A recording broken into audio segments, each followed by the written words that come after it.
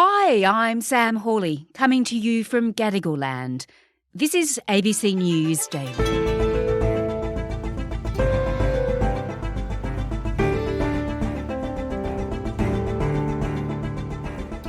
How would you like to live in an apartment barely big enough to fit a double bed, or a complex where you share a bathroom with 6 other units?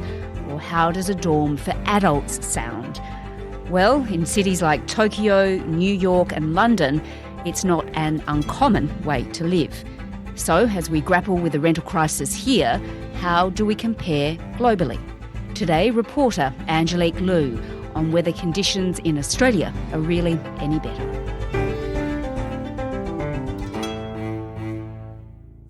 Angelique, we know the rental situation in Australia right now is at crisis point, but you and a team of reporters wanted to find out what it's like elsewhere in the world, if we're being hit the hardest or if other people are also suffering. Absolutely, because, in this rental crisis, the number one thing you hear about from people is like, I'm just going to move overseas where it's better. And so that kind of sparked the inspiration for this project.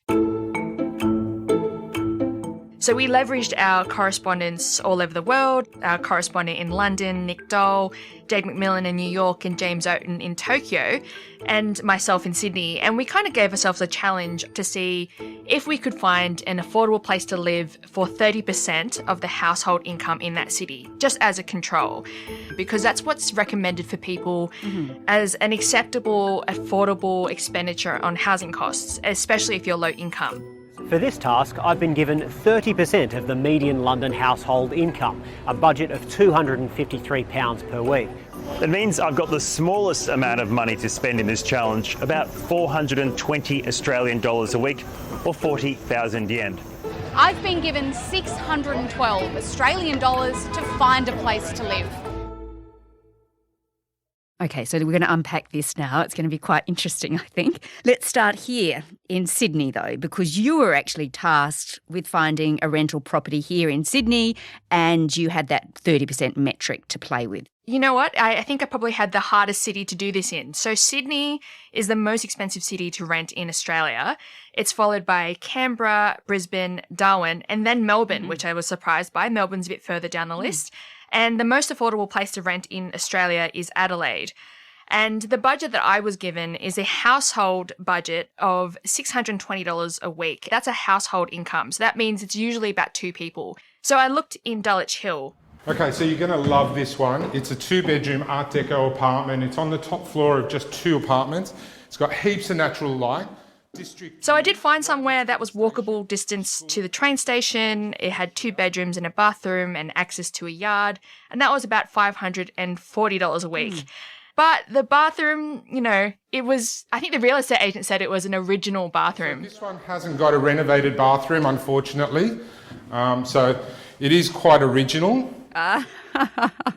I've seen these original bathrooms. I think I have one in the property I'm currently renting as well. It's pink. Yeah, this one's a really, I don't know how to describe the colour. It's like a pastel green, but, very, very 70s, I think. So very original. All right, but Dulwich Hill, that's in the inner west of Sydney, so it's pretty central. That sounds pretty good. Yeah, it does sound pretty good, but the rental conditions in Australia are quite challenging.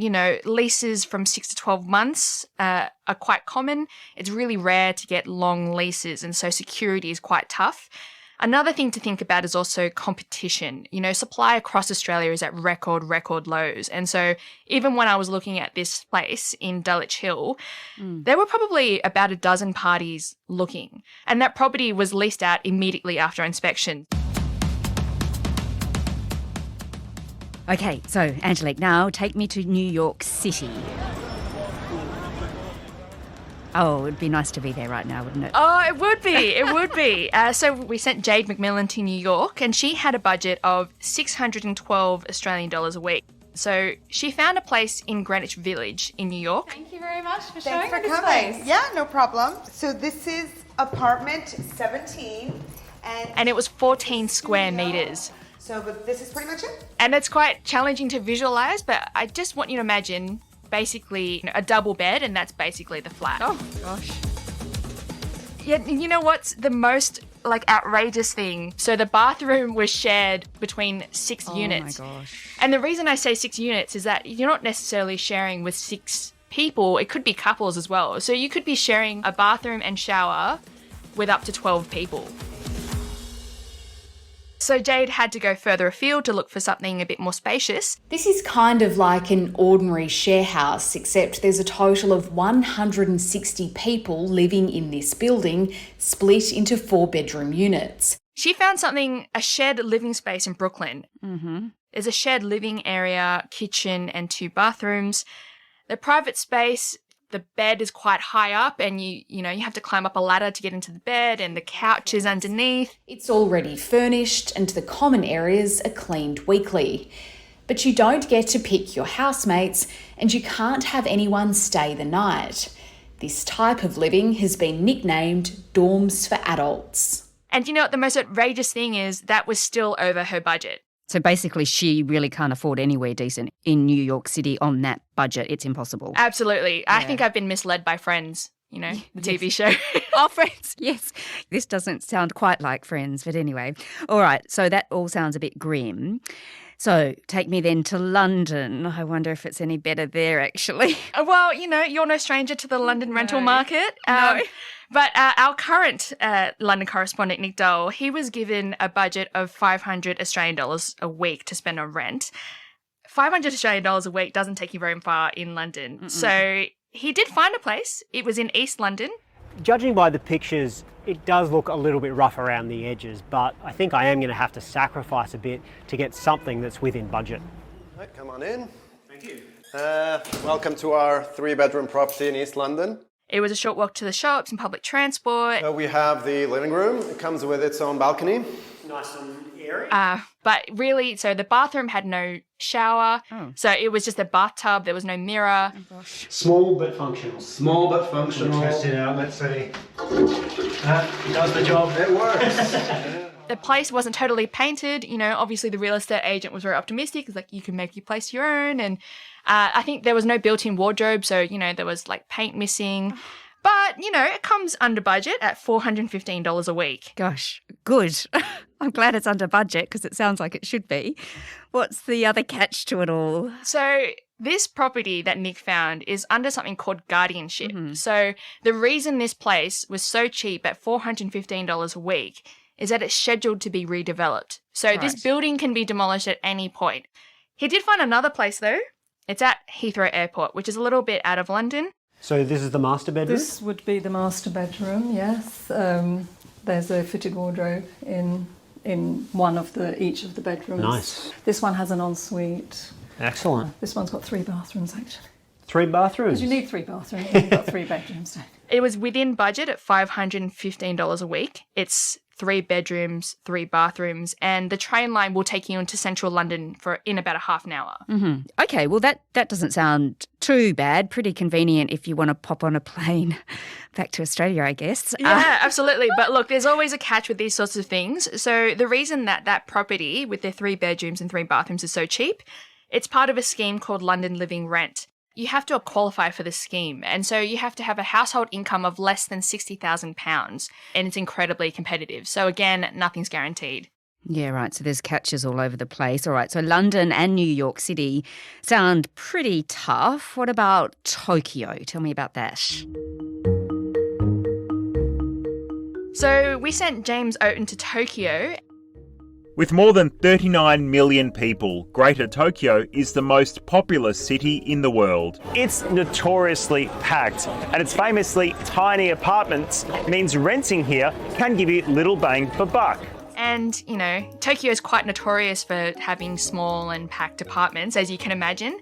And also he had a little bit of a harder time than us because incomes are a bit lower compared to the other cities we've been to. So he had the lowest budget. He had a budget of 420 Australian dollars a week. He did find somewhere that was slightly above that price. It was 32 square metres, which is double the size of what Jade found in Greenwich. Ready for this? Yeah, let's have a look. Here we are. Yeah, take off shoes in the front of the apartment because that's what you do in Japan. Yeah. Just keep them right there. And first off, you'll notice it's a little bit, cramped. It's small. But it's pretty small by Australian standards. It had a tiny bathroom, one of those fancy Japanese toilets. And is this one of those fancy Japanese toilets? Yes, this one is. This is a wet room style bath, right? So you can get everything wet in here and not have to worry about it.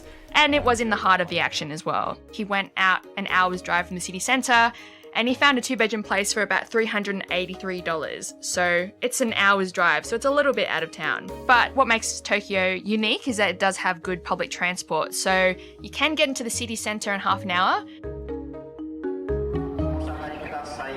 Now this is one of the best things about living in Tokyo. We're taking the special rapid train. It runs a few times an hour and only takes 25 minutes. Well, let's stay then, Angelique, on Tokyo, because it sounds like James may have had a slightly easier run of it with trying to find a rental property than the correspondents in London and New York, and within a smaller budget. So it sounds like they're doing something right in Tokyo. So Tokyo and Japan in general is quite unique because Tokyo actually doesn't have a housing shortage. And, this has been attributed to the fact that Tokyo has a much simpler zoning laws than most other Australian cities. They have 12 zones, so homes and apartments can be built in all of the zones except one, which is the business zones. And there's also no laws about minimum sizes for apartments. So, they can be as small as 15, 10, even 8 square meters, which is very small, yeah. Don't think I get all my clothes in there. No, not at all. My gosh. Okay, so what prompted the change to their zoning laws? So there was a housing crisis in Tokyo early last century, and that prompted the Japanese government in 1968 to change the zoning rules. And that completely changed the dynamic. So it means that the market is able to quickly adapt to demand. And so you're able to, build more residential apartments in a lot of zones.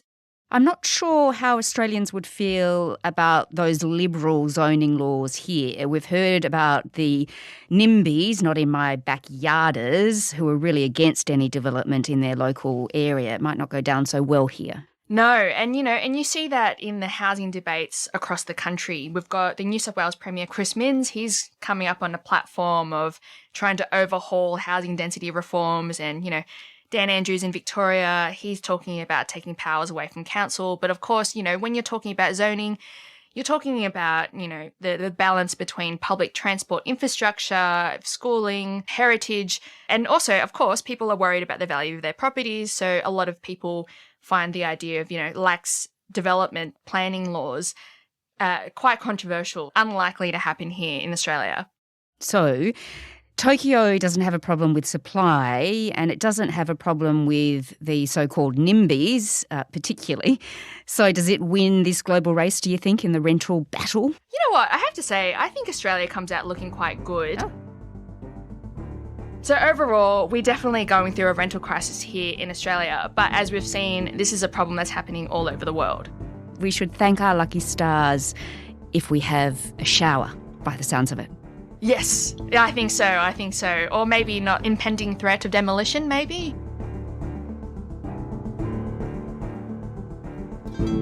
Angelique Lu is a reporter based in Sydney. If you want to know about the government's latest plan to try and fix the rental crisis, we covered that last Tuesday, the 22nd, and that's in your feed. This episode was produced by Veronica App, Lara Corrigan, Sam Dunn and Anna John, who also did the mix. Our supervising producer is David Cody. I'm Sam Hawley. To get in touch with the team, please email us on ABC News Daily at abc.net.au. Thanks for listening.